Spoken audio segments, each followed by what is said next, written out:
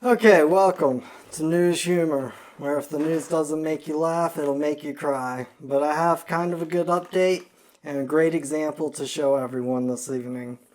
Alright, NBC on May 6th reported about a killing that happened in southern Georgia. Let's take a quick look. Now to the shocking case in Georgia. New video showing a man shot and killed after two armed men chased him down. His family says he was just out jogging. They're calling it a hate crime. Our Kate Snow has the story and a warning. The video in the story is graphic.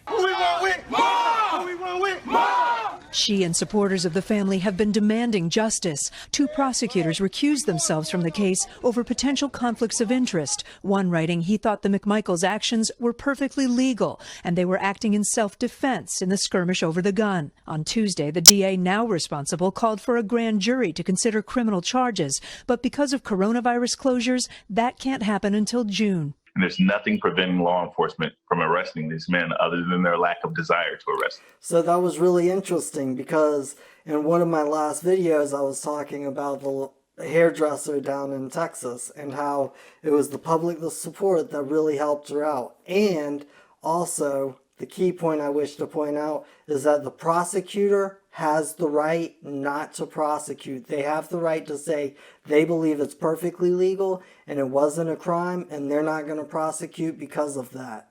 They also fall under the Attorney General, which the Attorney General assigned through the governor's branch of government, assigned another prosecutor to that case. Let's see what happened.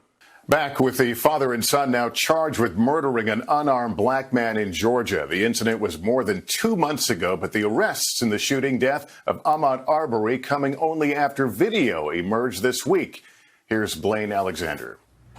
Handcuffed and appearing on video from jail, Gregory and Travis McMichael were denied bail in their first court appearance today. Both father and son charged with felony murder. The Georgia Bureau of Investigations got the case, making arrests within 36 hours. I think that speaks volumes for itself and that the probable cause was clear to our agents pretty quickly. Two previous prosecutors recused themselves over potential conflicts of interest. One writing he believed Travis McMichael acted in self-defense when he shot Arbery and that the McMichaels were legally trying to make a citizen's arrest. Today, as hundreds flooded the county courthouse on what would have been Arbery's 26th birthday, many more took to the pavement using the hashtag #IRunWithAhmaud. We run with Ahmaud.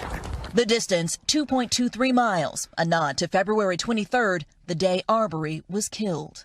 Blaine Alexander, NBC News, Brunswick, Georgia. So on NBC, May 8th, the newly assigned prosecutor to the case did bring charges against the ex-police officer and his son for chasing down the man and killing him with a weapon. Cold-blooded murder. They're being charged. And that shows two things. A, that prosecutors have the right to bring in action or not bring in action, depending on whether they believe it's against the law or not. And B, that with public support, left or right, public support down at the courthouse in the politicians' faces makes a difference.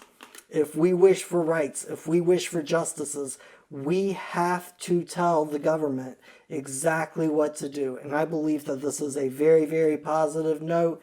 Ha ha ha, we have figured it out.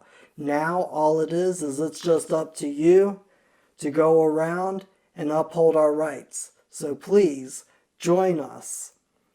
Thank you. You know, it's a complicated question. We're operating under a different regime than we've ever operated under before. It's really public pressure, hoping that public pressure and shows like that. I had my own business. This was not Governor Abbott putting her in jail. This was not me putting her in jail or Attorney General Ken Paxton. This was not Governor Abbott putting her in jail. This was not me putting her in jail or Attorney General Ken Paxton. Two previous prosecutors recused themselves over potential conflicts of interest. One writing he believed Travis McMichael acted in self-defense when he shot Arbery and that the McMichaels were legally trying to make a citizen's arrest. This was not Governor Abbott putting her in jail. This was not me putting her in jail or Attorney General Ken Paxton. I don't care what y'all do. Y'all try it the way you want to. I don't like to see. And he's got plenty of money. He doesn't mind spending attorney fees. Your client's got plenty of money and they don't mind spending attorney fees. So make the Bar Association wealthier. Well, still, Your Honor. And I'll decide, I'll do my job. deciding whether or not they have to answer these interrogatories. That would be an Or- issue later down the line. If it did sell, the money goes to the court, then we